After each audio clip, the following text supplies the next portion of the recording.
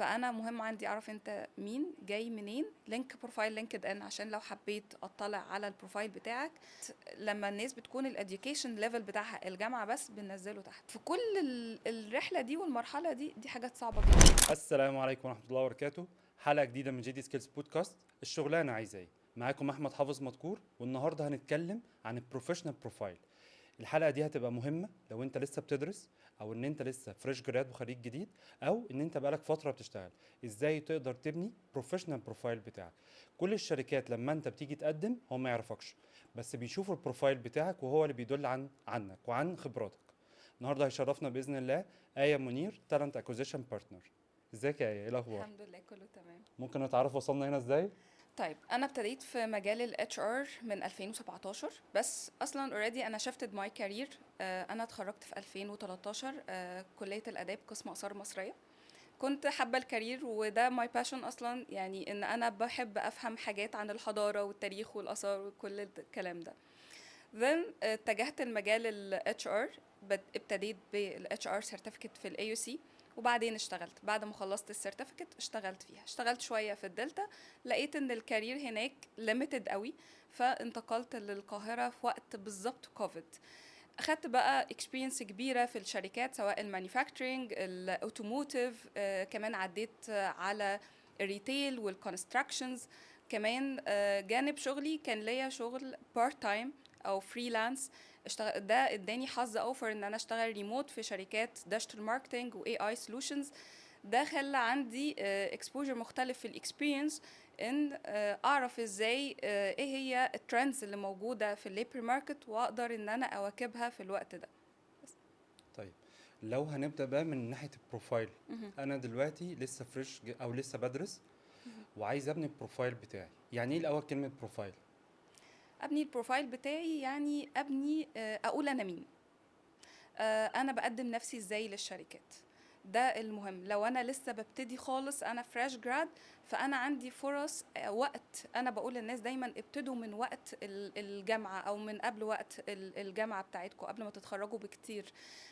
احنا في يعني محظوظين حاليا من بعد كوفيد، ومحظوظين في اخر 10 سنين ان الديجيتال ماركتنج والحاجات اللي بقت موجوده على السوشيال ميديا، الحاجات الموجوده في السيستم سولوشنز، كل ده بقى بيدينا اكسبيرينس واحنا قاعدين في نفس المكان بتاعنا.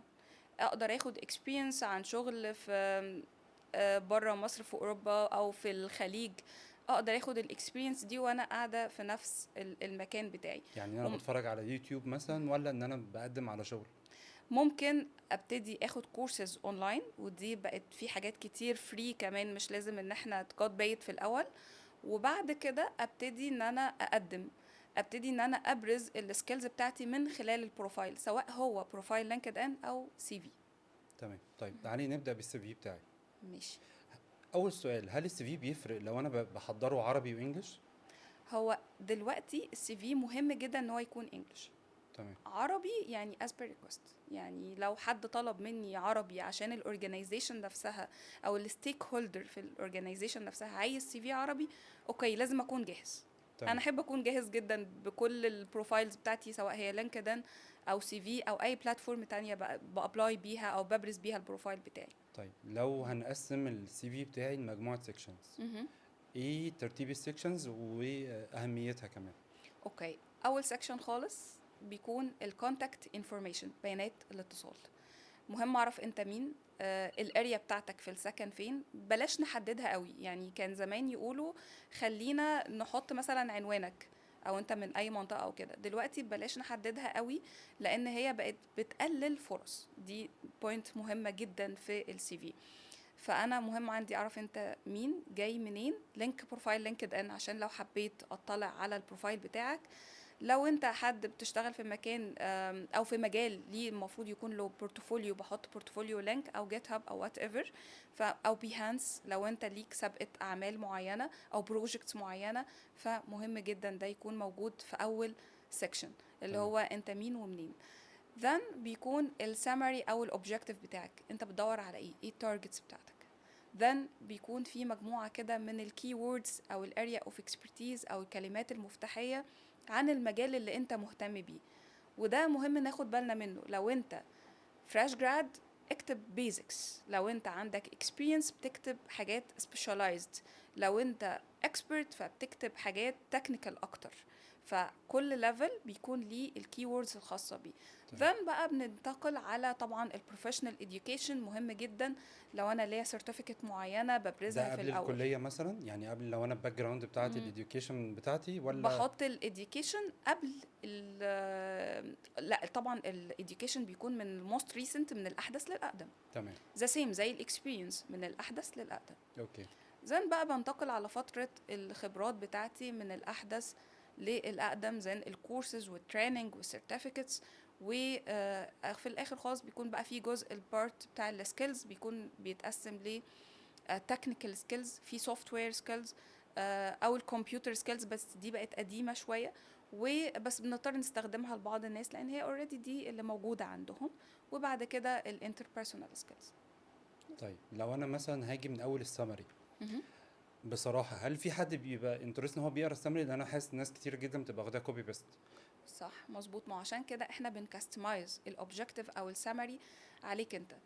واحنا كمان بنهايلايت، يعني لازم وانا بكتب السي في بتاعي اهايلايت ايه اللي انا بدور عليه، اهايلايت ايه الفيلد بتاعي، وما اخدش كوبي بيست، لا احط حاجات ريل. يعني انا عندي اكسبيرينس في حاجات بزنس سولوشنز مثلا اي اي او تكنولوجي، او عندي اكسبيرينس في الكونستراكشنز حاليا. تمام، فلازم اقول ان الباك جراوند بتاعتها ايه، لان الشركات بتلاقي من ضمن ريكويرمنتس، الناس لازم تقرا اعلانات كويس قوي، تلاقي من اعلانات التوظيف بتلاقي من ضمن الريكويرمنتس بيشترط خريج باك جراوند جراوند معين. معينه، خريج بقى باك جراوند معينه لازم احطها في الاوبجكتيف او السمري. عشان كده بحب اقول دايما للناس انتوا الاوبجكتيف بتاعتكم لازم تبقى سمارت، محدده، وما تتنقلش كوبي بيست. حتى لو نقلتها كوبي بيست لازم اعمل لها كاستمايزيشن. طيب هل انا محتاجه هايلايت اللغات مثلا انا بتكلمها؟ يعني لو sure. انا مثلا كنت دارس مثلا معايا لغه تانية، فرنش، اسبانيش، مهم. هايلايت حاجه زي كده في السمري في الاول تجذب الانتباه؟ ممكن لو انت السكند لانجوج دي مطلوبه في الفيلد اللي انت رايح له اصلا.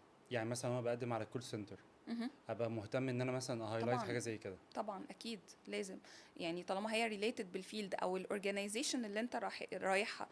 في requirements برضو بيطلبوا specific language او specific technical tool معينه لازم تهايلايت عليها، ده اوكي. اساسي. طيب احنا دلوقتي خلصنا السمري، مهم. دخلنا على الجزء التاني بتاع الاديوكيشن باك جراوند مهم. والسيرتيفيكت.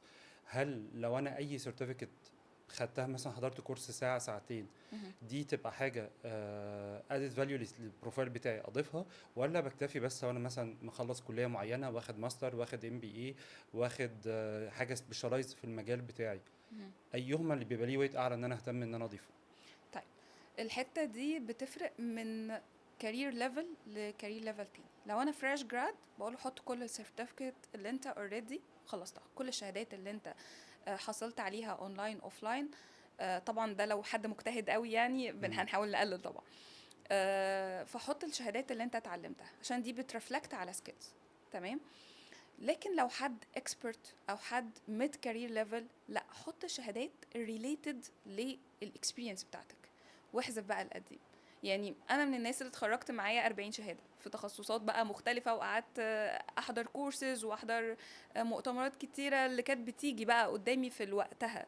حلو. بس ده مش يعني ده مش مهم ان هو دلوقتي يتحط في السي في بتاعي.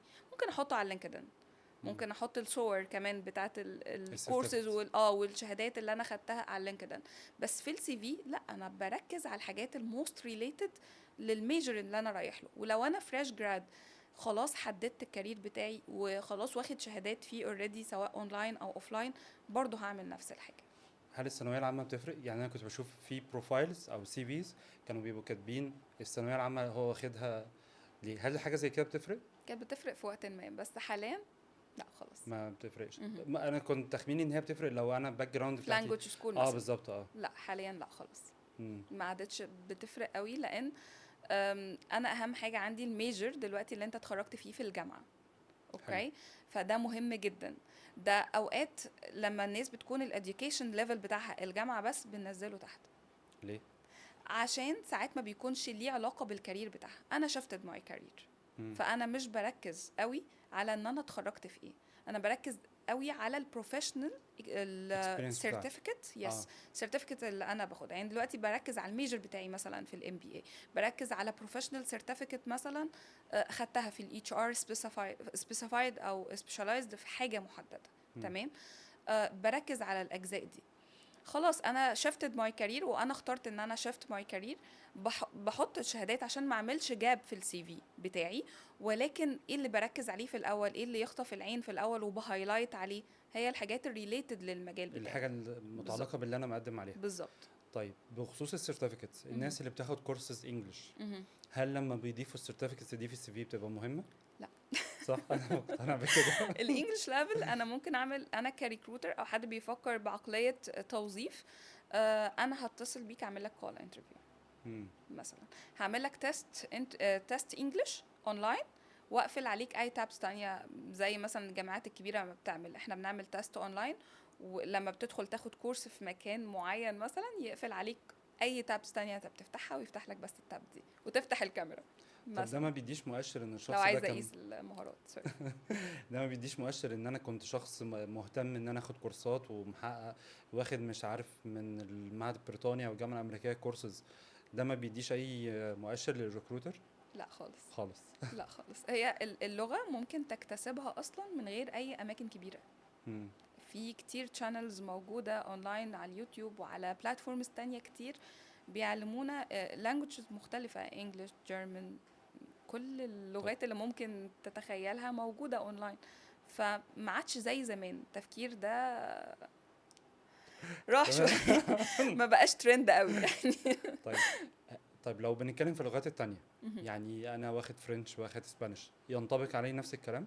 ينطبق عليه نفس الكلام، مفيش مشكلة. الانترفيو هيبين ان انت عارف او مش عارف. انا ممكن اكتب في السي في ان انا سي ليفل مثلا، سواء في انجلش او في جيرمان او في اي لغه تانية مثلا. فممكن اكتب لك سي ليفل. ايه الفرق؟ ايه اللي هيفرق معاك؟ يعني ايه اللي هيخليني اقول ان انت الماتش كاليبر بالنسبه لي؟ وانس ان انا اجيبك واعمل لك تيست، سواء هو اونلاين او اوفلاين، او اعمل لك تيست كول واعرف ايه المستوى بتاعك. بس. اوكي. طيب تالت سيكشن الاكسبيرينس ليفل. خلينا نقسمهم 3 ليفلز. لو انا اندر جراد وفريش جراد، فانا الاكسبيرينس ليفل عندي مفيش، ما عنديش شركات. هبتدي هنا اركز على ايه في السكشن؟ ممكن مش شرط. لو انا فريش جراد او اندر جراد اصلا انا ما عنديش اكسبيرينس، ليه؟ ما انت بتنزل انترنشيب تدريبات في الصيف، وفي ناس بتشتغل ليها، في ناس بتبقى فاتحه سمول بزنس ليها اونلاين، فدي اكسبيرينس بتتحط عادي. وفي ناس بتنزل اوريدي شغل في الصيف، وفي ناس بتشتغل جنب دراستها. فدي اكسبيرينس ممكن احطها، بس هحطها ازاي؟ هي دي اللي هتفرق. يعني شكل البرزنتيشن نفسها او شكل الكتابه نفسها للاكسبيرينس وانا فريش جراد، هي دي اللي هتفرق. طيب لو هنقول ادفايس في الحته دي، ادفايس في الحته دي، حط الاكسبيرينس بتاعتك اللي انت واخدها، حط حاجه انت بتشتغلها فعلا، وانزل انترن. لازم، ده ما عادش رفاهيه، ده مش اوبشن. انزل انترن في وقت الصيف لو انت مش قادر تشتغل عشان دراستك صعبه، لازم هتنزل انترنشيب. حاول تلاقي حاجه اونلاين لازم تعملها، لازم يكون في جزء في السي في بيتكلم كده. لو هقول ادفايس تكتبها ازاي، ما تطولش قوي، يعني اكتب 2 or 3 points في الحته دي. ما تحطش تفاصيل تبين ان انت اكسبرت، حط حاجه تليق على او تماتش على الليفل بتاعك فعلا. بس. طيب لو هنتكلم لتاني ليفل، لو انا اكسبيرينس بتاعتي من 2 ل5 سنين مثلا، الميد كارير. حلو. اوكي. هنا انا بركز على ان انا سبيشالايزد، انا سبيشالست دلوقتي، متخصص ان انا بعرف اعمل تاسك بكفاءه معينه. فانا هنا هكتب برضو، انا ما بحبش قوي حته ان انا اطول. انا يعني لو انا فريش جراد انا هكتب السي في صفحه واحده، لو انا في الميد كارير هكتب السي في صفحتين ماكسيمم، في ناس بتبقى صفحه واحده برضو. تمام. لو اكتر من كده هو برضو صفحتين، يعني اكتر من كده اكسبيرينس صفحتين. فعشان كده انا مش بحب اطول في السكوب اوف ورك بتاعتي او الديوتيز او الريسبونسابيلتيز بتاعتي. تمام. فمثلا هكتب 5 بوينتس هم فعلا الحاجات اللي انا بعملها في شغلي. ما احطش التايتلز بس بحط التايتل طبعا واسم واسم الشركه الشركه والفتره. والفتره بدايه ونهايه. ولازم مهم جدا الناس بتغفل جزء ان انا مش بس بحط اسم الشركه، انا لازم احط نوع الاندستري جنب اسم الشركه. عشان لو حد من بره الكارير ما يعرفش الشركه دي. بالظبط. تمام. وبحط الفايف بوينتس اللي هم فعلا بيوصفوا الشغل بتاعي. طيب دخلنا بقى اللي هو more than 5 years، انا بقالي 5 سنين 10 سنين، ممكن انا تايتل كبير دايركتور مثلا 20 25 سنه. مهم. ايه هنا بقى اللي هيفرق؟ هل برضه هي يكتب الديوتيز بتاعته اللي كان بيعملها في المرحله دي، مهم. ولا لا جاست بيكتب تايتلز؟ لا، هنا بقى احنا بنركز اكتر على achievements. اوكي. فهنا يعني بنكون عايزين نبرز انت ايه الادد فاليو بتاعتك. انت خلاص خدت الاكسبيرينس من بعد 5 سنين او 6 سنين، او في ناس بتبقى اقل من كده، في ناس عندها قدرات فائقه طبعا. بيقدروا ان هم يعملوا انجازات بتفرق مع الاماكن اللي هم فيها. فبالتالي هي الاتشيفمنتس انا بركز عليها في الاول. برضو ما بطولش في الديوتيز بتاعتي، برضو ما بطولش في السكوب بتاعتي. يعني دايما هحاول ابقى ان بوينت اكتر. مم. تمام. مع بجانب ان انا لازم اخد بالي برضو من الكيوردز للشغل بتاعي، ان هو يكون بيماتش الكارير ان جنرال، عشان لما يكون في مثلا جوب اد لشركه، لا هم محتاجين الحته دي فهيشوفوها في السي في فهياخدوني عشان. مم. فلازم الحاجات دي تبقى ريليتد ومتصله ببعضها. اي اتشيفمنتس خارج الدور بتاعي بحب اشاركه اكتر في المقابله. حلو قوي. بس طيب بحكم ان احنا لسه في السكشن بتاع الاكسبيرينس مهم. او الشركات اللي انا اشتغلت فيها، كان في زمان ترند ما تتنقلش غير بعد سنتين في شركه، ما تقعدش اقل من سنه سنتين. دلوقتي انا بشوف لا، في ناس ممكن بتقعد 6 شهور 7 شهور. ايهما صح؟ مفيش حاجه صح في المطلق، مفيش حاجه غلط في المطلق.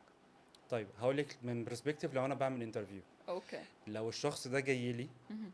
قعد هنا 6 شهور وهنا سنه وهنا 8 شهور، انا بالنسبه لي مش هيبقى تراستد قوي ان انا هينفست فيه، ان انا هبتدي اعلمه حاجه وبعد فتره الاقيه سابني ومشي. مهم. انا لو انا برسبكتيف التاني بقى ان انا بعمل تكنيكال انترفيو مثلا، هبص لها كده. اوكي. انت هتبقى شايفه ازاي الموضوع انا كحد بيشتغل في كريكروتر؟ التالنت اكوزيشن، يس، انا هشوف ايه اللي كان مفتقده في كل مكان.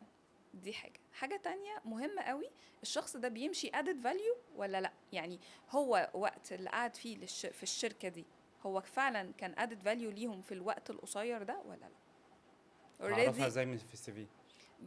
مش من السي في، بنعرفها اكتر من انترفيو. لو انت السي في اللي قدامك بيبين لك ان الشخص ده عنده الريكويرمنتس اللي انت محتاجها كتكنيكال، اوكي، نجيبه نشوف، نعمله اونلاين انترفيو، نعمله اوفلاين انترفيو، نطلع اكتر على امكانياته التقنيه.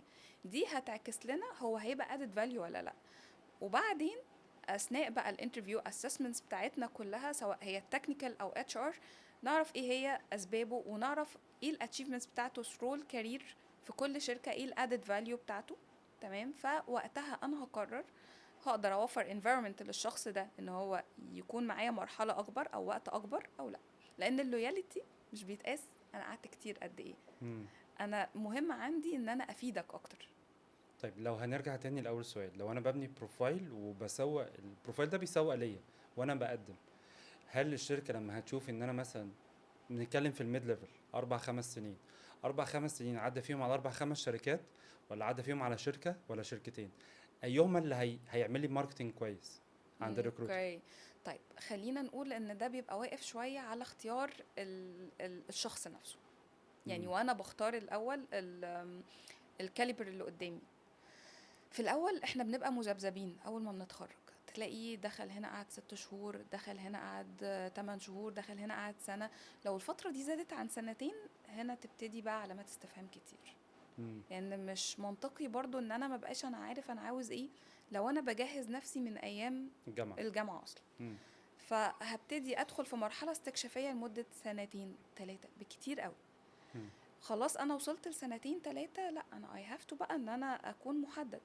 احنا عندنا مشكلة رهيبة جدا بتقابلنا في الحتة دي. الناس فاكرة ان التطور في الكارير او الشغل بتاعها شبه الريلز كده، ان احنا بنشوفها على التيك توك سريعه والانستجرام. قوي. يس. ودي كارثة. مم. يعني تطوري في الكارير مش هيجي بالسرعة دي. انا بشوف تيك توك في 30 ثانية، في 60 ثانية، في دقيقتين 3. فبيدخلوني في رحله كده، يعيشوني في جو الانجاز السريع. الانجاز السريع. مم. مفيش انجاز هيجي بسرعه. وللاسف بعض يعني الناس بتقع في المشكله دي. على فكره هم مش الفريش جراد بس، والناس الكبيره برضو بقت بتقع في الحته دي، ان هم بقوا بيحسوا الاتشيفمنتس ايه ده، طب ما هو سهل وسريع اهو. لا، مم. ده في قبلها رحله من الاستمراريه، رحله من ان انا بطور نفسي، بشوف مهاراتي هي هتمشي فعلا مع الرول ده ولا لا. ف... فبالتالي انا هنا ليه؟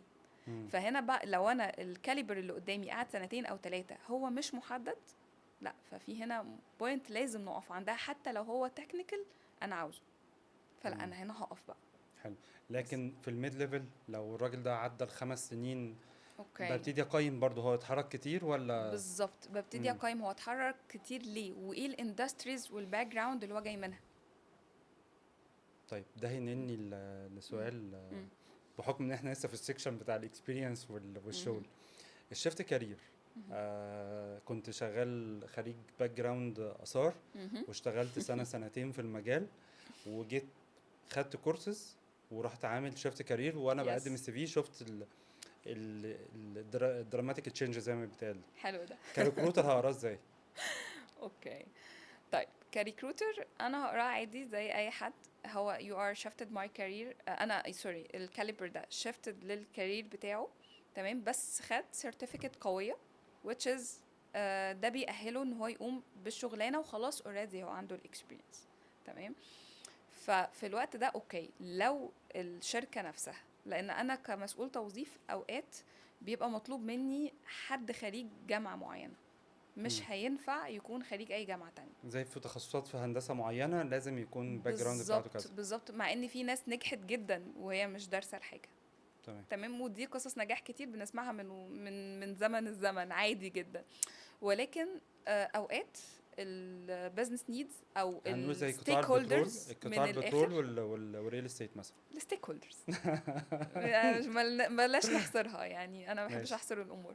الستيك هولدرز بيبقوا شايفين عشان انا الشركه حطالي عشان اخد بروجكت معين او اخد ديل معين، لازم ان الكاليبرز اللي عندي يكونوا سيرتيفايد من اماكن معينه او خريجين جامعات معينه. طيب. فهنا لازم التزم برولز، بس مش معنى كده ان انا ماليش اوبشن، لا، ممكن ابقى سكند اوبشن عادي، مفيش مشكله.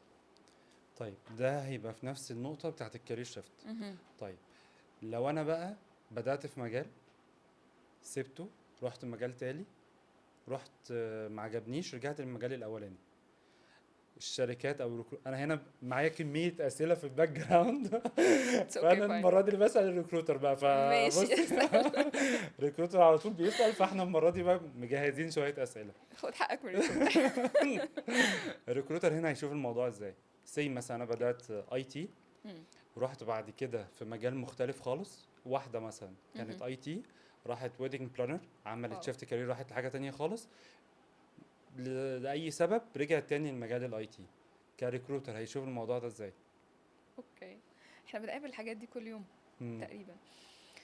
بص، هو احنا ما نقدرش نفصل الهيومن نيدز او الحاجات الانسانيه عن الشغل التوظيف، واللي يفصل يبقى صعب قوي، يعني هتبقى صعب قوي ان انت تحدد ليه. مم. كده هتبتدي تدخل في دايرة تانية. انا لو سبت اللكجري للناس ان هي تقول انا شفت الكارير وعملت كذا، كان عندي اسباب شخصية معينة او كده، وزن رجعت تاني، او انا مثلا سبت وقعدت في البيت لاي سبب ايا كان. كان ممكن يكون شغل الشخص ده الويدنج بلانر مثلا فليكسبل، وهي ما كانش في المجال الاولاني ما كانش فيه فليكسبيليتي. انا لو فصلت الهيومن نيدز عن التوظيف مم. الموضوع هيبقى صعب، وكمان حلو. هدي فرصة للي قدامي ان هو يحور. مم. بس حلو. لو سبت له الاوبشن ان هو يعبر عن نفسه كويس، يقول اسبابه، وانا هبتدي اساله situational اكتر، فوقتها انا هاخد الريزلت اللي انا محتاجها. مش حلو قوي ان انا اول ما احس ان الكارير ده مش عاجبني ان انا شفت. مم. انا دي وجهة نظري في المطلق. طب ما اشوف الاول الكارير ده ايه الابواب اللي بيفتحها لي، ما يمكن يكون حاطط لي حاجات فلكسبل تتماشى مع ظروفي الحاليه. ممكن اشتغل حاجه بارت تايم، اشتغل حاجه اونلاين. والثقافه دي خلاص الكالتشر دي بقت منتشره ريسنتلي. بس برضو وانا بانترفيو الناس، لو واحده مثلا او واحد above ال 40 above ال 50 above ال 60 عمل الحوار ده كذا مره، واي نوت؟ هو دي الكالتشر اللي كانت موجوده في الوقت ده. فانا مش هحكم عليك على اساس الكالتشر، انا هحكم عليك بزنس نيدز وسكيلز. مم. فلو البزنس نيدز عندي خلاص هي عايزه الكاليبر ده، فاين. فهاجي احكم على السكيلز، هاجي احكم على الانتربيرسونال سكيلز، هحاول اقيمها قدر المستطاع. لان برضو ان انت كهيومن تحدد على الناس قوي وتقيمهم قوي وتحطهم في بوكسز، دي حاجه صعبه جدا. ولكن هشوف في الاخر البزنس عاوز ايه، الشخص اللي قدامي هيحقق لي الجولز بتاعتي من البزنس ولا لا. حلو قوي. بس طيب سيكشن السكيلز، كلنا حافظين work under pressure. انا بعرف اشتغل تحت ضغط، ومع فعلا اول قلمين في الشغل يقول لك انا عايز اروح. شلتها من السي في. قولا واحدا خلاص الموضوع انتهى. هو سكشن السكيلز لازم يبقى موجود. ليه؟ لان انا بحط فيه language skills انا اوكي. عارفها، وكمان بحط فيها computer او technical skills و interpersonal skills. هنا لما باجي اقول للناس ازاي نعمل سي في، بدخل في حته اسمها assessment. انا ايه السكيلز اللي هحطها related بالمجال بتاعي اللي انا محتاجها. at the same time الانتربيرسونال سكيلز دي هي مؤثره فعلا، مطلوبه ككومبتنسي او مطلوبه كمهاره لشغلي، زي تفاوض، زي حل مشكلات، ولا لا. حلو قوي. مش صح ان انا اخدها كوبي بيست، ولان كلنا متفاوتين في المهارات بتاعتنا. ماشي، كلنا وكل شغلانه محتاجه مهارات اكتر عن شغلانه تانية محتاجه نفس المهاره دي. تمام. ولكن خليني اقول ان انا وانس ان انا بمشي في سكشنز السي في بتاعي، انا عامل الاسسمنت، عارف ايه المهارات اللي عندي، عارف ايه نقط القوه نقط الضعف، منها الانتربيرسونال سكيلز او المهارات الشخصيه، فببتدي اركز عليها. في حاجه مهمه جدا، حوار بقى الورك اندر بريشر والاندر ستريس، احنا شلناها من السي في. ليه؟ لان الترند اللي ماشي دلوقتي الورك لايف بالانس، والشركات اللي بقت بتعمل ايفنتس الناس تتبسط فيها، وازاي ارفه عن الموظفين بتوعي واخدهم معايا. تيم بيلدينج. بالظبط، تيم بيلدينج اكتيفيتي، حتى لو مش هعمل لهم اكتيفيتي اخدهم بره. في شركات بقت بتحط ارياز كده للبلاي ستيشن او البينج بونج او وات ايفر بقى، او ريدنج اريا. يعني خلاص في اوريدي الحاجات اللي هي تقدر تفصل بيها وترجع تكمل شغلك تاني. بقى ازاي اصلا ان انا اقول يعني احط في السي في بتاعي ان انا عايز ان انا بشتغل تحت ضغط او ان انا work under stress، which is ان الكالتشر بقت فيها بدور جزء على الماتشر. كبير. بالظبط، في جزء كبير اللي هو انا بحاول كشركه اعمل لك بالانس، وانا كده بعمل امبلوير اصلا براندنج للشركه بتاعتي، واقول لهم لا ده احنا عندنا هنا في فراشات بتطير وفي ناس بتتبسط وناس بتضحك، ودايما بعمل الايفنتس دي. حلو. فمنين ان انا هعمل ده، ومنين اصلا هحط السي في بتاعي work under pressure وستريس والجو ده. فلا، ما بقيناش نحطها، بنحط فعلا actual interpersonal skills محتاجاها الشغلانه اللي انا بقدم عليها. طيب على ذكر اللغه، مهم. احنا اتكلمنا عن حته اللغه وقلنا ان التقييم هيجي من الانترفيو نفسه. يس. هل لو انا مثلا بتكلم عربي، ده اللي هو انا راجل بحضر السي في بتاعي في مصر، هل بكتب Arabic mother tongue او اللغه بتاعتي لازم. ولا برضو؟ يس، مم. لازم اكتب اللغه الام بتاعتي، عشان في اصلا لو حضرتك اكيد بتشوف في الوظائف الموجوده، الاعلانات اللي موجوده بيطلبوا Arabic speakers. فبرضو مهم جدا ان انت تكتب لغتك الام. مم. طيب اخر سيكشن اللي هو في بعض المعلومات الشخصيه بالتفصيل. تاريخ الميلاد، في ناس بيعمل شيفت كارير، فانا لو بيقول لك لو انا كتبت تاريخ الميلاد بتاعي هيبان ان انا شخص كبير فمش هيفكروا فيا. هل ايه الصح؟ هو تاريخ الميلاد بس اللي بيبين ان انا كبير؟ ايه الكليه مثلا متخرج امتى والكلام ده كله، بس في graduation ناس year. يس. لو انا بعمل ماسترز، لا مش شرط، في صغيرين برضو بيعملوا ماسترز. بس احنا بنقول هنا جزء فيه تمييز discrimination. فاصلا اليوروبيان ستاندرد في السي في ان هم بيشيلوا جزء البيرسونال انفورميشن، تاريخ الميلاد، حاله اجتماعيه، جندر، جنسيه، كل ده بيتشال. ما بنحطوش اصلا في السي في. يعني انا كنت في فتره ما سايبه السكشن ده عادي في السي في، ودلوقتي not required. انت عندك حاجات كتير نقدر نعرف بيها انت عندك كام سنة التخرج، الكارير هيستوري بتاعك. واحد بيشتغل من 2010 معروف هو عنده كام سنة، حد مم. بيشتغل من 2005 تمام، حد لسه بادئ شغل من سنتين ثلاثة، اوكي فاين، بيبان من الجراديويشن يير، بيبان من الاكسبيرينس ليفل بتاعك. طيب انا دلوقتي خلصت السي في بتاعي وكنت متارجت جدا ان انا اسوق للسي في بتاعي. مهم. قالوا لي لا، ده دلوقتي في اي اي سيستمز او حاجه اسمها اي تي اس، برضه هتشرح لنا، هو اللي بيعمل فلتريشن اصلا للسي في. صح، ده ايه الاي تي اس الاول؟ مظبوط. ال ATS ال Applicant Tracking System ده سيستم فلتريشن للسي فيز. بيكون عند الشركات اللي عليها ترافيك عالي في الابلاينج. تمام، طبعا شركه كبيره فيها اعداد كبيره من الموظفين، فبالتالي بيكون عليها اعداد كبيره من الناس اللي عايزه تقدم. هما اوريدي حسب البيزنس برضو جراس بيحكم النقطه دي. الابليكنت تراكنج سيستم دي النقطه الريليتد بالكي ووردز اللي احنا كنا بنتكلم عليها في الاول. هو بيدخل يفلتر السي في بتاعك من خلال الكي ووردز اللي هو بيشوفها في الكونتنت نفسه، وبيقول انت بتماتش للاوبورتونيتي بيزد اون الجوب بوست اللي اوريدي السيستم متعرف عليها او لا. مم.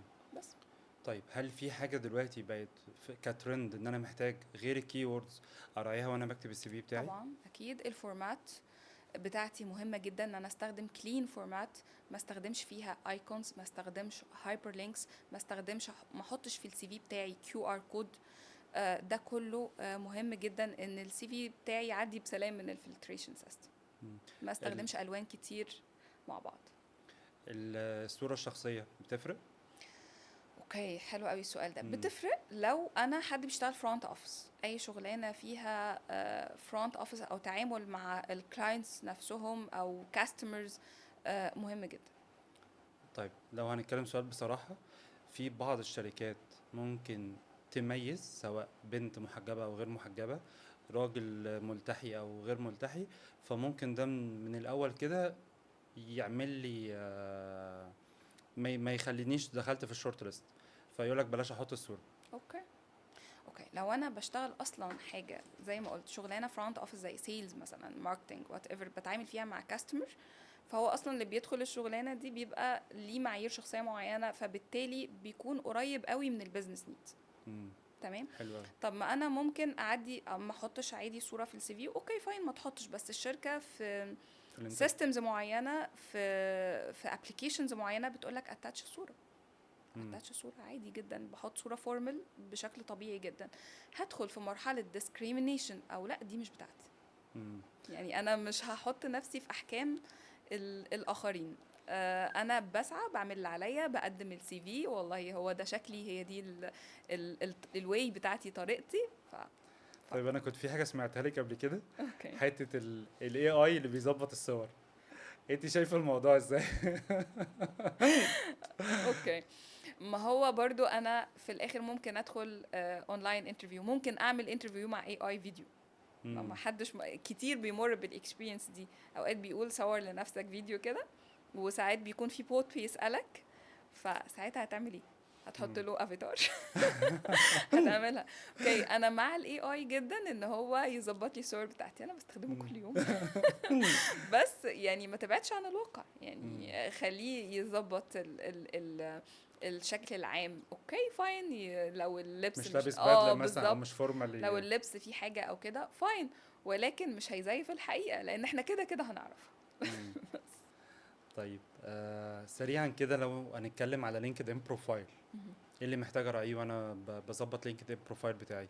اوكي، بروفايل لينكدين، يعني في ناس كتيرة قوي يعني الموضوع تضارب فيه ان ده مش مهم وما بيفرقش وما بيجيليش شغل من خلاله. تمام. وفي ناس تقول لا، لينكدين مهم جدا وبلاتفورم عليها كل البروفيشنالز وكل الشركات العالمية موجودة على لينكدين. فلينكدين بلاتفورم مهمة جدا. تمام.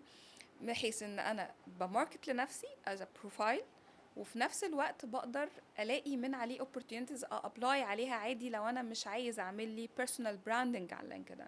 تمام. طيب استفيد منه ازاي؟ استفيد من ان انا اكون حاطط البروفايل بشكل بروفيشنال، باك جراوند بروفيشنال، صوره ليا بروفيشنال، تايتل حقيقي بروفيشنال، سيرتيفيكت حقيقي انا واخدها لازم اقول حقيقي في كل حاجه، اكسبيرينس حقيقيه، سكيلز برضو بتميت الليفل بتاعي، ما كبرش الدنيا. في ناس طبعا انت عارف الترند اللي طالع على لينكد ان كذا وانا في الواقع كذا، فاحاول ان انا ابعد عن اي حاجه مزيفه عشان الموضوع يجيب لي النتيجه اللي انا محتاجها. تمام. ناس كتير بتحط شهادات من 3 حروف و4 حروف والجو ده، اوكي فاين، حط لو هي حاجه اكتشوال، حاجه فعلا انت هتشتغل بيها وهتفرق معاك. ولكن لو هي مش حقيقيه بلاش كذب، لان في الاخر هيتعرف. يعني انا شايفه اللينكد ان ما هو الا يعني امتداد للي كنا بنعمله في السي في بتاعنا زمان. كان عشان كده كنت بقول لك احنا ما ينفعش نفصل الهيومن. الناس بتكذب او بتتجمل وانس ان هي تكون مجبره ان هي تعمل ده، وعايزه بقى تشتغل وعايزه تاكل عيش والجو ده كله. طب على ذكر الثلاث هنسوق بقى. حروف في الشهادات، اه في ناس بلاقيها حاطط اسمه سي احمد حافظ كوما كذا كوما كذا، حاطط 20 اختصار جنب اسمه، ده صح؟ لا، الافضل ان انا احط 2 أو 3 ريليتد بشغلي. ليه بقى؟ لان انا از ان ريكروتر انا بهيد هانت بكي ووردز. تمام. والكي ووردز دي للناس الريكروترز التكنيكال التقال شويه، مش حابه اقول على نفسي قوي، بس في حاجه احنا بنستخدمها اسمها البولين سيرش. انا بستخدم طول الوقت كي ووردز اور اند، وبكستمايز وبلاقي ناس بالاختصارات دي. فلو الاختصارات دي ريليتد للكارير بتاعي، لا لازم طبعا احطها. طالما هي سيرتيفيكت تقيله او هي تكنيكال تول تقيله لازم احطها جنب اسمي. يعني ما ينفعش ما اكون اكتفيش ان هي تبقى محطوطه بس في السكشن بتاع السيرتيفيكت او بحطها في السكشن بتاع السيرتيفيكت لان مطلوبه. then برضو لازم ارفلكت في السمري ورفلكت في الهيدلاين ان انا معايا التول دي او الكيورد دي لازم تكون باينه. لان انا كريكروتر بهيد هانت بطريقه معينه زي ما قلت لك، فبتظهر لي بقى في التوب بروفايلز. طب هل انا محتاج ابقى ضايف برضو اعمل ابلود للسي في بتاعي على لينكد ان بروفايل؟ ما بفضلش ده قوي لكل الناس. في شركات كبيره باعداد ضخمه فيهم 2 أو 3 كده في الاتش ار بتبقى كل شغلانتهم ان هم يجيبوا ناس الاكتف تو سيرش.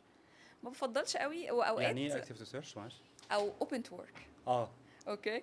فاوقات ده بيحط يعني بيحصل كونفليكت في النقط دي عند بعض الكالتشرز، مش كل الكالتشر. انا شايفه انا كايه الموضوع ده ولا يهمني، ولا كحد بيشتغل في الاتش ار من زمان، ولا يفرق لي الشخص ده ايه الانترست بتاعته بره الشغل. ممكن يكون بيدور على فرصه احسن انا مش قادر اديها له او مش قادر اوفرها له. انت قصدك كريكروتر جوه الشركه؟ جوه كحد الشركه بيشتغل جوه الشركه ممكن يكون جدا بيدور على حاجه انا مش عارفه يعني اوفرها له في المرحله الكارير بتاعه. فليه؟ بالعكس انا يهمني جدا كارير وايز لو انا بشتغل معاك في نفس المكان، ان انا اضيف لك لو انت بتشتغل معايا في التيم بتاعي، ان انا اضيف لك. وانس ان انا ما بقتش قادره اضيف لك، لا الدنيا واسعه اكيد، شوف سكتك يعني. بس ممكن فيما بعد نحتاج بعض، فما بهتمش قوي بالحته دي الكالتشر بتاعتي انا. في بعض الناس في شركات تانية لا، انا لازم الناس ما تبقاش open to work. انا كامبلوير براندنج ده بيأثر عليا، انا مش عارفه كذا. طب ما تشتغل على السكسيشن بلان، ما توجعش قلب الناس معاك يعني. فما بحبش ابلود السي في، بس كيب البروفايل ابديتد. انا هستفيد ايه من السي في؟ انا ممكن اكلمك ايميل او مسج او شورت مسج اقول لك ابعت لي السي في بتاعك. اوريدي انت ابديتد للسكشن بتاعك كله. لينكد ان فيه فيتشرز وادد سكشن مهمه جدا، ان انت بتحط كل الشهادات بتاعتك اديت فيتشر، يعني بتحط صور شهاداتك. ممكن كمان تحط السيرتيفيكيت واللايسنس بتاعتك اللينك بتاعها مباشره بالظبط. وممكن كمان الاكسبيرينس كلها تحطها بالميديا بتاعتها. يعني لو انت عندك مثلا اوورد معينه خدتها في شغل تكريم معين او حاجه، بتحطها كمان جوه الاكسبيرينس بتاعتك في الشركه دي. لو في تكنيكال سكيلز كتير بقى بكذا معنى فيها دوبليكيشن، ما بنحطهاش في السي في، بنحطها في لينكد ان. فانا وانس ان انا اشوف البروفايل بتاعك، انا مش مهم عندي قوي ان انا وقتها اخد السي في من البروفايل. ممكن اكلمك ايميل مسج او مسج واخد منك السي في. طيب لو انا كريكروتر، انا مستغل بقى ان انا بسال الريكروتر النهارده طبعا. هل انا عندي من ضمن الباك جراوند ان انا بدور بيها لو انا شفت حد اروح ادور عليه على فيسبوك، ادور عليه على انستجرام، ده بيديني باك جراوند عن الشخص ده. طيب تمام اوكي. بص، هو في رولز بتبقى مهمه ان انا ادور ورا الشخص، مم. تمام. وفي حاجه اسمها ريفرنس تشيك. يعني مم. دايما احنا عندنا في التوظيف في كريتيكال رولز ناس هتمسك بوزيشنز كريتيكال مهمه للستيك هولدرز او مهمه للبزنس، فانا اي هاف تو ميك ا ريفرنس تشيك عن الشخص ده. اكلم ناس بقى من شركاته اللي فاتت، اشوف حد اشتغل معاه هيمسك لي يعني حاجات كريتيكال او حاجات ده هنتكلم في التايتل اللي هي مثلا بلس بالظبط. 15 او 20 سنه خبره. ساعات تبقى في تايتلز صغيرة مفيش مشكلة، بس هيلعب على دور مهم بالنسبة لي في الاندستري، فانا مم. لازم اعرف ايه هي سمعة الشخص ده وثقافته والباك جراوند بتاعته. مم. فساعتها بعمل ريفرنس تشيك. ما بلجأش لحاجة السوشيال ميديا دي خالص. مم.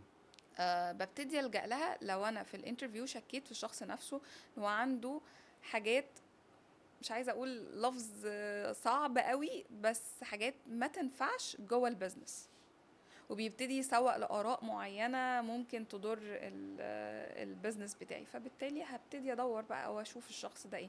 بس ما بنلجأش كتير للجزء ده، احنا اكتر حاجة بنبص عليها لينكدين بروفايل والسي في والبلاتفورمز البروفيشنال، مثلا لو ابلكيشن توظيف او كده. طيب ده هيوديني لسؤال الانفايرمنت كلتشر مهم. او البيئه العمل. مهم. هل انا لما بدور على حد عشان يتعين بدور على حد يماتش الكالتشر بتاعتي؟ مهم. يعني هديك مثال بسيط قوي. احنا كلنا كل يوم الصبح بنتجمع على عربيه الفول نفطر، دي الكالتشر بتاعتنا. في الشركه اللي جنبينا كلهم بيتجمعوا الصبح في اشهر مكان بتاع قهوه، نشرب الصبح اللاتيه بتاعنا والفلات وايت والكلام ده كله. دي تعتبر كالتشر؟ طبعا. وبعدين على فكره الاثنين ما بيتفرقوش عن بعض خالص، يعني احنا بنتجمع عادي ناكل ساندوتش فول الصبح ونطلب الكافي بتاعتنا اخر اليوم عادي جدا. ف... فهي الكالتشر فات اكيد مهم، لان انت بتبتدي تدخل في اندستري مع تيم معين وتتعامل معاهم on daily basis، كل يوم 8 ساعات قاعد مع الناس دي. فتقريبا انت بتقضي معاهم وقت اكتر من الوقت اللي بتقضيه في البيت. صح. فلو ما فيش، مش هقول احنا مش هنتربى نفس التربيه، مش هنيجي من نفس التعليم، مش من نفس كل الباك جراوند، بس اتليست عارفين نتكلم مع بعض طيب اتليست. فلازم يكون في كالتشر فات. ليه؟ لان انا اعرف كيس يعني عن حد كان في تكنيكال عالي جدا، بس كان وظيفة معينة او ترقية معينة ما خدهاش بسبب حاجة شبه كده، لان هو مش نفس الكالتشر بتاعت الناس اللي هيتكلم معاهم، او اللي هيبقى زي ما انت تفضلتي قلتي اللي هو الديلي روتين ان احنا بنتعامل كل يوم مع بعض، مش هيماتش الكالتشر دي. مظبوط. صح. فده فعلا احد الاسباب اللي ممكن بتفرق من كانديديت لكانديديت. اكيد انا زي ما قلت لك عارفين نتكلم مع بعض. ليه عارفين نتكلم مع بعض؟ عارفين نختلف، عارفين نوصل وجهات النظر في البيزنس. فممكن جدا ما يطلعش للرول ده هو تكنيكال تقيل جدا، ما عنديش مشكله، بس ما بيعرفش يتفاوض، ما بيعرفش يحل مشاكل يعني بتحصل فجاه، الكرايسيس، الحاجات اللي بتحصل suddenly. فوقت ما يدخل في الجزء ده كمانجيريال ليفل او حد بياخد قرار وما يكونش عنده الكالتشر ان هو يتعامل، فكده بيوقع لي البيزنس بتاعي. لا، خليك تكنيكال. فهنا مهم جدا إدارة النقاش، مهم جدا ان احنا نعرف نختلف، نعرف نوصل لمنطقة وسط. فدي مش بوينت عند ناس كتير، وفي كالتشر معينة وفي ليفلز معينة لازم وي هاف تو ان احنا نتقابل في نفس النقطة. بس اللبس بيفرق؟ طبعا بيفرق. يعني ستايل اللبس بتاع الناس جوه الشركات بيديني مؤشر يعني احطه في اعتباري وانا بعين؟ طبعا. مم. لازم. هقول لك على حاجه، خليني النهارده اجي وانا بتكلم معاك عايزه انشر معاك حاجه مهمه جدا. انت لما كنت لابس حلو، كل لما كنت حاسس ان انت جميل، كل ما ده فرق في ثقتك بنفسك. مظبوط. مظبوط. خلينا نتعامل كده بقى. حلو. تمام. فانت دلوقتي بتتكلم في نتورك وبراند وعايز تعمل بروفايل وعايز تقول انا موجود، فمين هيحب يتكلم معاك وانت مش شكلك مش مرتب؟ مش بقول ان احنا نلبس حاجات غالية وبراندز رهيبة وندفع فلوس كتير في الحتة دي. لا، ما ده ثقافة اللوكال براند بقت في كل حتة. بس الفكرة كلها ان انا ابقى مرتاح وانا بتكلم معاك من اختيارك للالوان وذوقك في طريقة الماتشنج في اللبس والحاجات دي، فكل ده بيفرق طبعا. طيب ده هيوديني لحته الليدرشيب ستايل. يب. طيب لو انا دلوقتي راجل اولد سكول، اها. انا بستريح بالبدله والطريقه السيمي فورمال، مهم. وبشتغل مع تيم فيه شباب صغيرين بيستريحوا في الهوديز والبنطلونات الواسعه هنتلاقى. هتتلقوا عادي جدا. بس هي برضو انت بتقف في حتة تانية خالص. ايه البيزنس اصلا طبيعته؟ احنا مم. بندخل شركات، يعني قبل كده رحت مقابلة ولابسة فورمال، فول فورمال بقى وكده. رحت دخلت شركة كلهم لابسين كاجوال ومفيش حد حتى لابس سيمي فورمال. مم. فهي دي اللي كانت شركة مثلا كانت شغالة كول سنتر، فالحوارات دي عندهم او اللبس ده عندهم ده الدريس كود بتاعهم اصلا. مم. تمام. فدلوقتي انت كحد بيلبس سيمي فورمال او فورمال او كده وانت اولد سكول، فهي الشركه ايه الكالتشر بتاعتها؟ هي اصلا بتجبرنا بالدريس كود ده، ولا عادي هو فلكسبل بس انت بتحب نفسك اكتر في الحته دي؟ مم. فانت بتحب نفسك في ايه؟ اوكي. بس هتيجي عند حته leadership ستايل، ان انت اولد سكول ممكن يعمل جاب مم. ما بينك في الكوميونيكيشن مع الناس اللي انت بتديرهم، وانت مش هتعمل كل حاجه بايدك، انت محتاجهم عشان يعملوا لك اتشيفمنتس معينه. حلو أوي. مظبوط. فهنا انا لازم اكون فلكسبل كفايه مع الطريقه اللي انا بحبها، والاقي حل وسط ان انا اقدر اكوميونيكيت مع الناس دي، عشان لو انا حسستهم بالاختلاف فهبتدي اعمل جاب ما بيننا. مم. فممكن، وعلى فكره هو مش لبس بس، في ناس طريقه كلامها اولد سكول، صح. فبالتالي فممكن وانت بتتكلم معاه تحسه حد كبير قوي، ايه ده هو ده هيوديني حته برضو الكالتشر، ان في ناس برضو صغيرين ممكن كل كلامهم انجلش. صح. فاحنا هل احنا لازم كلنا نبقى بنلاقي طريقه نتلاقى؟ يعني لو مهم. انا صغير وجاي من باك جراوند كلنا بنتكلم كده انا واصحابي، لازم محتاج برضو افهم اللي اكبر مني اكلمه ازاي، ولا ده احنا بنتكلم شغل؟ اوكي، هو طبعا انا لازم افهم العقليه اللي قدامي، يعني هي سيتويشن احنا المفروض نعمل وين وين سيتويشن، سواء انا مم. حد كبير او انا حد صغير. انا شايفه ان الصغيرين محظوظين جدا في الحته دي، هم شافوا الاولد سكول بتاعت باباهم ومامتهم وقادرين يكوبوا شويه ويفهموا انت بتقول ايه بالعربي وبالانجلش. بس انا لو انا حد صغير مثلا جين زي، I have to ان انا اراعي، انا برضو محتاج اخد experience. مم. فانا I have to ان انا اخد بالي الشخص اللي قدامي ده هيفهمني ولا لا. ممكن انا بشوف ناس كتيرة جدا كبار وبيعرفوا يتكلموا بيفهموا المصطلحات بيكوبوا مع مم. الموضوع، يعني قدروا ان هم يظبطوا قشطة يعني. ايوه صح صح. احنا تمام. هو الميكس ده فعلا. بس ففاين اوكي. ولكن في ناس تانية ما قدرتش تظبط الحتة دي. فخليني اقول العامل عليا انا محتاج مصلحتي، انا عايزة اتعلم، مم. فانا لازم اكوب. طب انا لو حد كبير برضو انا محتاج محتاج مصلحة. مصلحتي وعايز ريزلتس اخدها من الشخص ده وهو هيديني انتاجية. مم. فلازم اخد بالي انا بتكلم معاه ازاي، بتعامل معاه ازاي، يكون في communication ما بيننا لازم. طيب انا جهزت السي في بتاعي مهم. ولقيت وظيفة مناسبة، وكل ما اقدم ما حدش بيكلمني، فهل ممكن ندخل كلمة كده اسمها الصحة النفسية؟ ايه علاقة الصحة النفسية بالسي في؟ ما انا كل ما بقدم بترفض، بتضايق، بحاسس ان انا مش كواليفايد. اوكي تمام. طيب احنا خلينا نحط الاول ايدينا على اسباب انا السي في بتاعي ما بيوصلش ليه. حلو. اوكي، هل انا مش بقرا الاعلان كويس، اعلان الوظيفه كويس؟ هل السي في بتاعي بيماتش للماركت نيدز في الشغلانه بتاعتي ولا لا؟ مم. فهنا هعرف السي في بتاعي مش بيوصل ليه، او انا بقدم في ليفل وانا في ليفل تاني خالص. انا كل يوم بقابل ناس تكون الليفل بتاعها اعلى من الوظائف اللي بتقدم عليها، او اقل، او هي في وظائف اقل من الليفل اللي هي بتقدم عليه، فبيعمل مشكله ان مم. محدش بيوصل لهم بالشكل المطلوب. طيب انا بتضايق، ما هو انا طبيعي هتضايق. تمام. لكن هنا الصحة النفسية بتفرق في ايه؟ لو انا عامل بلان زي ما اتكلمنا من شوية، الاتشيفمنتس او الانجازات بتاعتك هي مش شورت ريل في 30 ثانية هتحققها. الموضوع محتاج طول الوقت استمرارية، طول الوقت انا بدور المشكلة جاية منين وبعالجها في الوقت ده، في الرحلة دي كلها اللي هي باي ذا واي هتبقى طويلة جدا مش قصيرة. في ناس محظوظة بتبقى رحلتها تعب سنة سنتين في الكارير وبعد كده بينطلقوا. في ناس طول الكارير بتاعها بتدور على حاجات تانية، فبيبقى الموضوع فيه مشقة شوية. مم. آه، طول الوقت ده انا I have to ان انا احقق البالانس شخصيا بالنسبة لي، ابقى بس مدرك ان كل مرحلة انا بكتسب فيها سكيلز جديدة، كل مرحلة بيبقى ليها اختلاف التفكير بتاعها، فانا I have to accept يعني كل وانا فريش جراد عندي توقع معين، لو انا بعد سنتين ثلاثة في الشغل عندي توقع مختلف، لو انا راجل كبير عندي 20 25 سنة خبرة التوقع بتاعي مختلف. ده كده كده احنا مم. كل يوم عندنا توقعات مختلفة.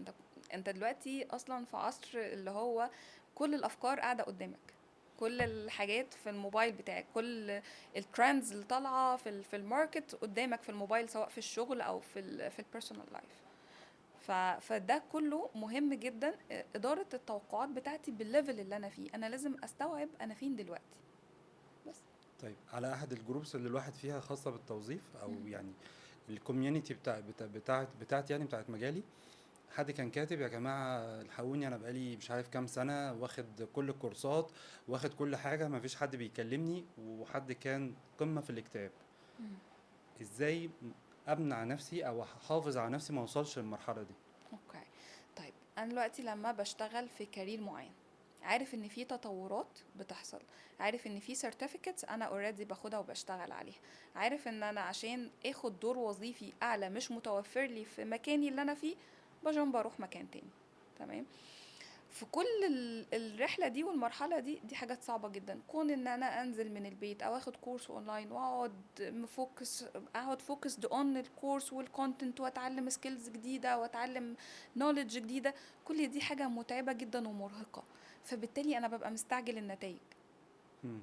ف يعني we have to accept ان ممكن اسعى بسرعة في حاجات وتيجي اوكي ماشي، وفي حاجات انا هفضل ادور فيها كتير وما تجيش بسرعة. يعني من personal experience، انا قبل ما اجي القاهرة في وقت كوفيد، الوقت اللي الناس بتمشي فيه من الشركات اصلا، أنا قعدت سنة ونص بدور، كنتش عارفة ريلوكيت، ودي مشكلة ناس كتير بيجوا من محافظات. برا القاهرة. بالظبط، في مم. ناس كتير جدا وفي ناس بتلاقي فرصة هوا، يعني ما بتقعدش سنة ونص. بس ايه اللي هيفرق معايا؟ لا، ان انا بجدد النية، بجدد الموضوع، لازم يبقى فيه دايما استمرار. مم. لان دي لو حاجة اللي هو دلوقتي في ترند طالع عندنا، او في حاجة مهمة جدا جوه الناس اللي بتشتغل في الهيومن ريسورس، اللونج لايف ليرنينج. طول الوقت افضل اتعلم. الدكتور نفسه او حد بيشتغل في مجال تكنيكال، طب مثلا هندسه whatever، هو لو مش كل فتره بيتعلم حاجه جديده مش هيطلب اصلا. مم. بس. طيب هل أنا دلوقتي ك HR ريكروتر أو إن أنا شغال في منظومة الموارد البشرية عامة، مهم. هل محتاج ابقى فاهم بيزنس بس؟ يعني ايه اجراءات التعيين، العقود بتتكتب ازاي، ولا لازم يبقى داخل معاها سيستم، ابقى فاهم سيستم، فاهم النيو تكنولوجي، فاهم الاي اي بيتكلم في ايه؟ مهم. حلو قوي السؤال ده. طيب هما الاتنين ما بيتفرقوش عن بعض. يعني انا اوريدي عشان استخدم سيستم معين لازم يكون عندي الاكسبيرينس او النولج في مجال اللي انا بشتغل فيه، وات ايفر بقى هو اتش ار او اي مجال تاني. طيب مهم جدا ان انا اكون طبعا عارف ال HR operations بتمشي ازاي، ال operations بتاعت الموظفين، شؤون العاملين، البيرسونال، شغل البيرسونال او شغل التوظيف او وات ايفر بقى شغل البرفورمانس، بيكون ماشي ازاي في التراكس بتاعته عشان اقدر ابلايت على سيستم. طيب في حاجة منتشرة حاليا بيقول ان ال AI هيستبدل الناس. مم. لا، هو ال AI مش بيستبدلنا، ولكن ازاي انا بعرف استخدمه ده مهم. فالاي اي هيريديزاين لجوبس كتيره جدا. تمام. هل هو بيستبدل بني ادمين؟ لا، بس انا هستبدل البني ادمين اللي عندي بناس تعرف تتعامل مع الاي اي. مم. فده مهم جدا. يعني انا لو نصيحة للاتش ار لازم تكون متابع تطورات. بالظبط، متابع التطورات، اوبن ان انت تتعلم نيو سيستمز جديده هتسهل عليك شغلك. شركات كتير في اعلانات التوظيف بتطلب سيستمز باك جراوند معينه او اي اي تولز معينه او تولز تكنيكال معينه. فمهم جدا ان انا سواء بشتغل في مجال الاتش ار او في اي مجال تاني اكون فاهم التولز دي عامله ازاي او اتحاول اتعلمها بس. طيب لو انا شغال في مجال الاتش ار، مهم.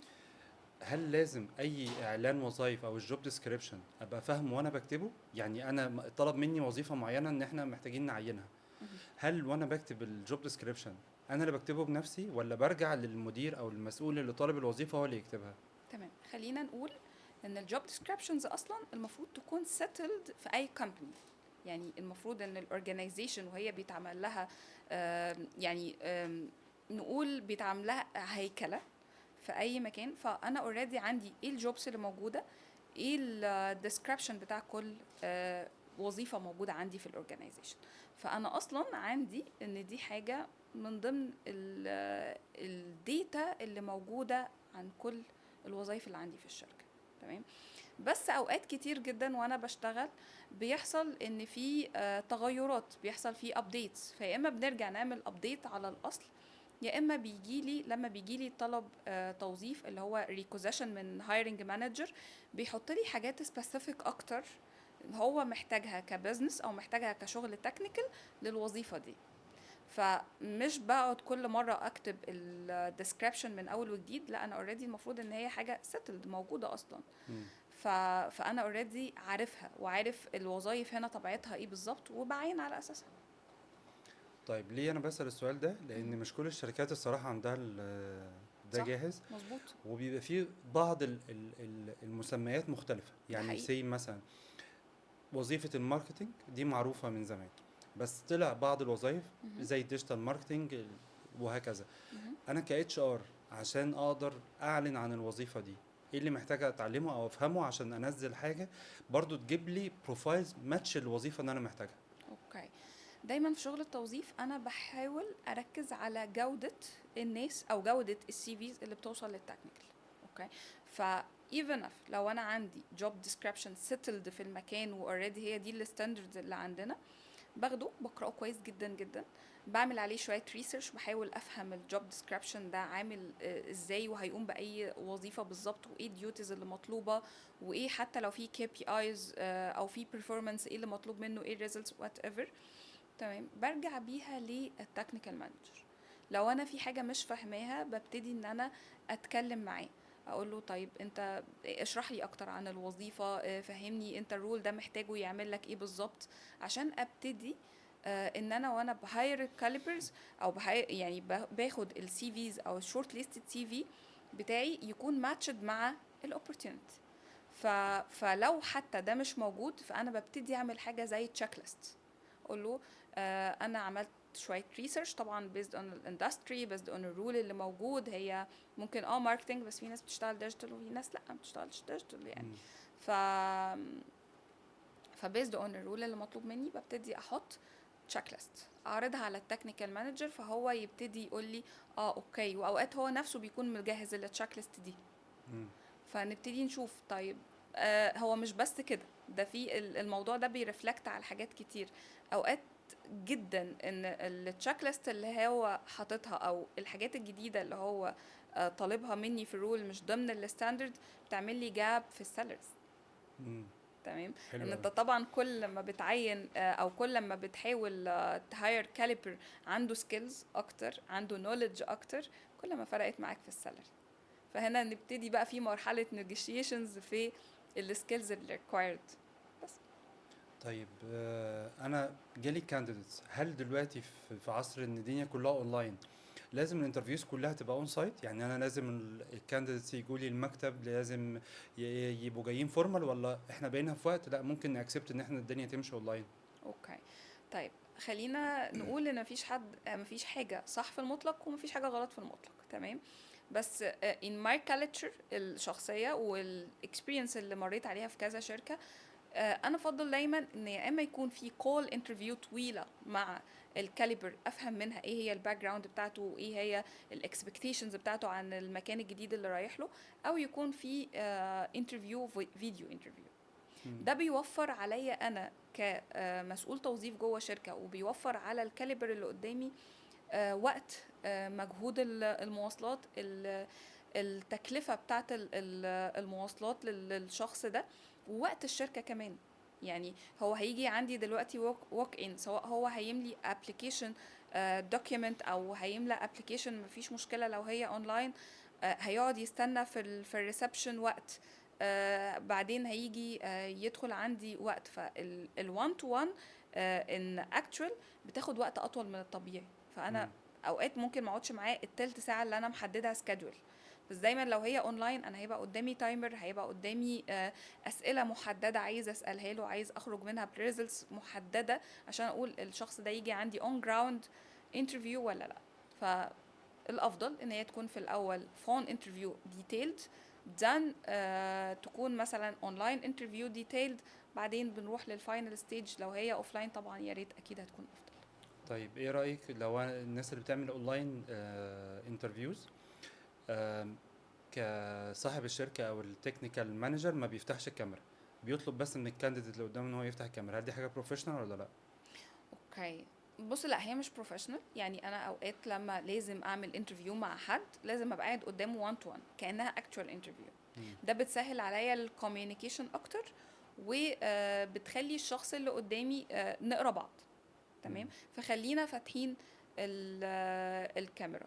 في ناس بتستسهل وما بتبقاش يعني ما بتبقاش جاهزه ان هي تفتح كاميرا فما بتفتحش. بزنس اونرز او فلنفرض ان هم تكنيكال مانجر مثلا، في اوقات فيهم ما بيفتحوش الكاميرا.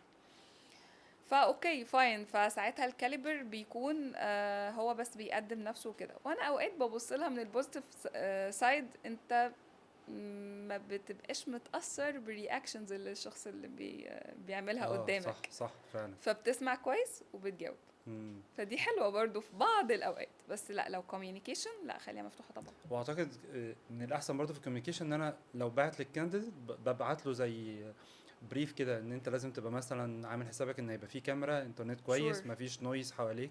sure. ده, طبعا ده انا ك HR لازم اكون مأكد عليه كل البوينتس دي، اقول له ان دي فيديو انترفيو. وان قال بقول له لازم تتأكد من الانترنت كونكشن، ان انت قاعد في مكان هادي او كده. واوقات بقول للناس دريس كود كمان، مش دريس مم. كود ان هم يلبسوا فورمال في فيديو انترفيو، ولكن ما ينفعش نبقى قاعدين مع بعض فيديو انترفيو، انت بتعمل انترفيو الاقي مثلا لابس بيجامه مثلا. مم. فده not accepted او في يعني. كافيه مثلا في حواليك دوشه وحركه. accepted لو انا مضطر ان انا اعمل ده. مم. يعني في ساعات انترفيوز ناس بتقابلني وهي في العربية بتاعتها، او في ناس بتقابلني وهي قاعدة في كافيه او كده، بتكون واخدة اذن permission من الشغل وعايزة ترجع شغلها تاني. فاكسبتد، بس احاول اختار المكان المناسب. مم. يعني ما يكونش فيه دوشة كتير، ما يأثرش على الصوت، ما يأثرش على جودة الفيديو بتاعي.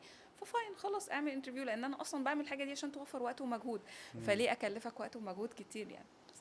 السؤال اللي دايما هيتسال، الكرنت سالري والاكسبكتد سالري، اوكي. ايه احسن ادفايس فيهم بقى؟ احنا بقينا بنتلعب قوي في الحته دي والله. انا كتوظيف انا تعبت. اللي هو لما اقول له طيب قول لي ايه الاكسبكتيشنز بتاعتك، يقول لي قولي لي ايه السالري سكيل، فنخش بقى عارف اللي هو ايه ليفل الوحش بقى، احنا قاعدين واقفين لبعض كده واحده بواحده. بص انا شايفه من وجهه نظري، انا اقول السالري الحاليه بتاعتي تمام، واقول الاكسبكتد، عشان ده في الفون كول مم. مثلا او في الفيديو انترفيو. عشان لو هو ده الرينج بتاعهم هيستدعوني الاوفلاين انترفيو او هياخدوني. لو مش الرينج بتاعهم والله هيوفروا عليا وقت ومجهود وهصل كتير جدا في مقابله، ممكن تكون فيرست وسكند وثيرد كمان. في شركات بتعمل 4 مقابلات عادي جدا. مم. فده اسهل لي ليه، يعني ليه ما اقولش التوقعات بتاعتي، او يعني اتليست التوقعات، ليه ما اقولش الكارنت باكج بتاعتي؟ واي نوت؟ فما اقول السالري عادي واقول الاكسبكتد سالري بتاعي. انا اكيد بدور على الاحسن، واكيد بدور على البنفيتس اعلى. هو مم. انا تكنيكال بدور على شغل يضيف ليا تكنيكال، بس جنب التكنيكال ما انا برضو محتاج حاجه فاينانشلي مظبوطه بالنسبه لي. فليه ما اقولهاش؟ طب لو انا فريش جراد، هل في حاجه ممكن اعرف الرينج السالاريز كام؟ اكيد في حاجات اونلاين كتير تقول لنا، يعني في كذا ابلكيشن بيقول لنا ايه السالاريز الافريج للبوزيشن ده. مم. فببتدي اتكلم اون افريج، ببتدي اسال زمايلي اللي اشتغلوا مثلا اوريدي بتطلبوا كام. وحسب برضو التارجت بتاعي انا وانا بشتغل، بكون حاطط تارجت كامبانيز اشتغل فيها، فبيكون ليها مينيمم اصلا في السالاريز اللي محطوطه للفريش جراد بس. مم. طيب، نصيحة كده الاتنين، مم. للريكروتر الأول والكانديديت اللي بيدور على شغل. الريكروتر لازم يبقى اكتف listener، مم. لازم تسمع كويس، ما تديش فرصه لحد ان هو يقعد انترفيو معاك وانت مش عارف تسمعه مم. ومش عارف تخليه يتكلم معاك. لو انت ما عندكش الجزء ده ما تشتغلش في التوظيف. لان اللي بيدور على شغل بيكون ستريسد، بيكون قلقان على مستقبله، قلقان على الجانب الفاينانشالي بتاعه، سواء هو عنده بيت او لسه اوريدي اصلا شاب او شابه هيبتدوا حياتهم. فما تبقاش ستريسفول على الناس. فلو ما عندكش الجزء ده، ما يعني لو ما عندكش جزء الهيومن ده، لا بلاش تشتغل الشغلانه دي، ما تعقدش الناس. لو انا بتكلم عن الناس اللي بتقدم على شغل، ل- نقطة كتير جدا الناس بتغفلها ان هي عشوائية، ما عندهمش كارير بلان. مم. ومش معنى ان انت لازم يبقى عندك كارير بلان ان انت يبقى عندك كارير كوتش عشان ده ترند مشهور دلوقتي. لا خالص، لازم تعمل كارير بلان مناسبة ليك، للليفل بتاعك وللنيدز بتاعتك وللانترستس بتاعتك. ما تقدمش بعشوائية، ادرس كل شغلانه تقدم عليها واعمل تارجت يوميا كده، انا الكارير بلان بتاعتي ماشيه مظبوط ولا لا، اتراك مهم جدا مم. بس. طب سؤال أخير، مهم. إمتى الموظف من أول سنة خبرة، من أول لسه فريش جاي واشتغل سنة لحد 59 سنة، إمتى يفكر يسيب الشركة اللي هو فيها ويدور على شركة جديدة؟ اوكي، لو الشركه دي مش بتضيف لي، لو مفيش added value فيها، لو مفيش career path او succession plan، خلاص انا هبتدي في الوقت ده ان انا I have to move. مم. لازم اسرفايف واخد نفسي واروح لمكان تاني فعلا يبقى added value بالنسبه لي وانا كمان added value ليه. فهنا هضطر ان انا في ناس بتبقى مرتاحه في الثبات، مم. فدي بقى اللي بيتقال عليه كومفورت زون. بالظبط. في ناس بتحب الكومفورت زون، خلاص خليكوا زي ما انتوا بتحبوها، خليكوا معاها عادي، لان في الاول وفي الاخر كل واحد بيعمل الحاجه اللي مبسوط فيها اكيد. فلو انا في الكومفورت زون خليني فيها، انا مبسوطه فيها دلوقتي، وبتعدي علينا كتير في مراحل مهنيه كتير. بس امتى هبتدي اخد القرار ان انا اتشينج؟ لو انا خلاص اوت اوف ماي كومفورت زون وما بتعلمش حاجه جديده، مفيش اضافه بعملها للمكان ولا المكان بيضيف لي. هو لازم تبقى وين وين سيتويشن، انا مش دايما بس ادور على اضافه، انا لازم احس بنفسي وانا بضيف وباد فاليو لناس معايا في التيم، لبزنس جديد انا بعمل فيه تشينج، فاي هاف تو بس. شكرا يا آية، بجد مبسوط ان انت اتحت لنا الفرصة دي ان احنا نتعلم على المستوى الشخصي قبل اي حد، ميرسي. ومتشكر جدا لوقتك، واتمنى الحلقة تكون عجبتكم، وان شاء الله ما تنسوش اي اسئلة تقابلوها او تطلع لكم من الحلقة اكتبوها في الكومنتس، وان شاء الله هنحاول نستضيف ايام مرة تانية بإذن الله. ان شاء الله يسعدني. شكرا لكم، السلام عليكم ورحمة الله وبركاته.